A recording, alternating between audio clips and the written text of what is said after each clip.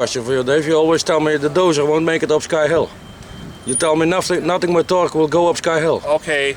But I mentioned before. It does now. Yeah, it's more okay. eroded now. When Sky Hill was first made, it was made with an excavator. And they could reach all the way to the top, and it was straight up. Yeah. And then after 2 years, erosion put a little bit of dirt at the bottom, made a little curve, but the curve wasn't big enough. And I looked at that and I said, I think if I make a bigger curve, I could drive right up this hill, even if it's straight. And the law of physics says conservation of angular momentum. So even though you're going straight, your car still has like gravitational memory of it going forward, so it keeps it pinned against the hill, and that's conservation of angular momentum, and it worked. A car could go up a hill that was completely straight if you had some speed. And of course, you couldn't go slow, because if you stopped, you went right down. If you went not fast enough, you stopped at the top. And for the first few years, every time we didn't go fast enough, the car would be teeter-tottering. So you had to do straight up air, and then the car would just go like this, and it would drop, just like the roll car does.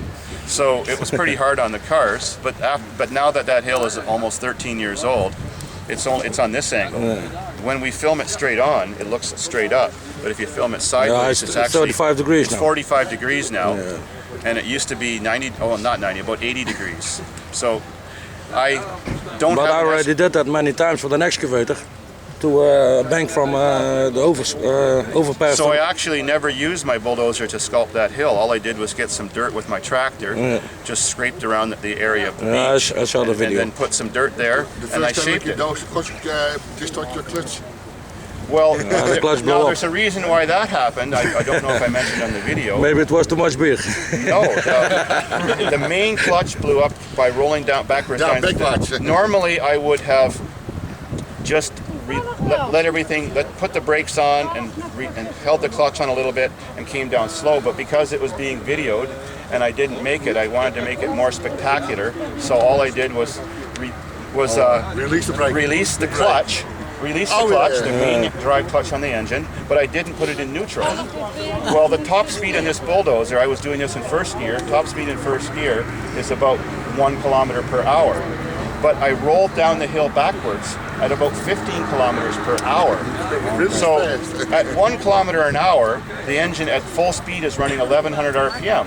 So that clutch was only designed at maximum RPM to do 1100 because it's a big clutch. But when I was doing 15 kilometers an hour in gear, it sped it to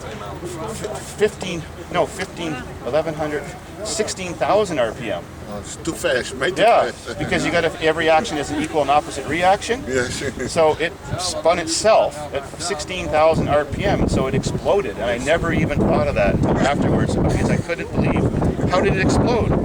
It wasn't engaged. How can a clutch explode if it's not engaged? Well, then when I seen the forces and how it ripped the metal, even the metal, then I knew. Okay. But it wasn't